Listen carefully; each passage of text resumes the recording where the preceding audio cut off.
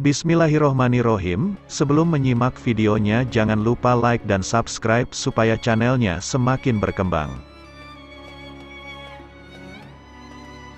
Nabi Nuh dan kaumnya, akibat buruk dari kufur menimpa semua manusia.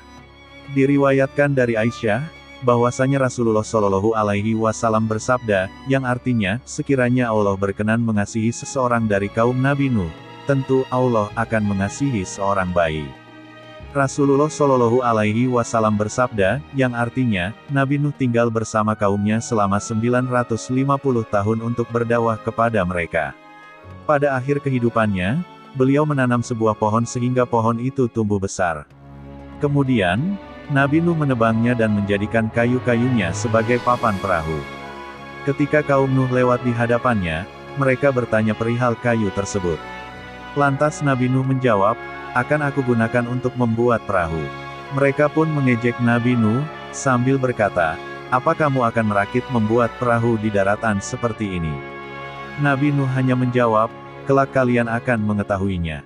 Setelah Nabi Nuh selesai membuat perahu dan permukaan bumi memancarkan airnya serta air menggenang di jalan-jalan, ada ibu seorang bayi yang khawatir akan keselamatan anaknya karena ia sangat mencintainya. Kemudian ibu dari bayi itu keluar menuju gunung, ia berhasil mendaki sepertiga dari ketinggian gunung. Begitu melihat air akan mencapai ketinggian tubuhnya, ia terus mendaki hingga mencapai puncak gunung. Setelah air mencapai mulut ibu tersebut, ia mengangkat anaknya agar tidak terbenam air, namun banjir menghantamnya juga. Maka, sekiranya Allah mengasihi salah seorang kaum Nabi Nuh, tentulah Allah mengasihi ibu bayi tersebut. Pelajaran yang dapat dipetik. 1.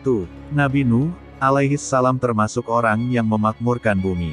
Beliau hidup selama 950 tahun, diangkat menjadi nabi pada umur 40 tahun.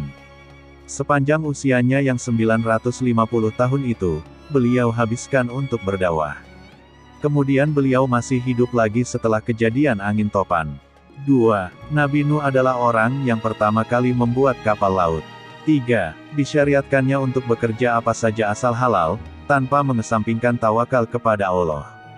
4. Bisa saja Allah mendatangkan azab dengan sebab mendiamkan para pelaku dosa, karena adanya suatu kemaslahatan yang kita tidak mengetahuinya.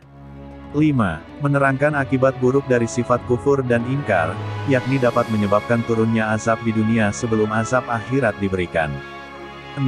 Orang kafir tidak mendapat kasih sayang Allah sebagaimana yang diberikan kepada orang-orang mukmin. Sumber, 61 Kisah Pengantar Tidur, Muhammad bin Hamid Abdul Wahab, Darul Haq, Cetakan 6, 2009. Terima kasih sudah menyimak videonya sampai selesai.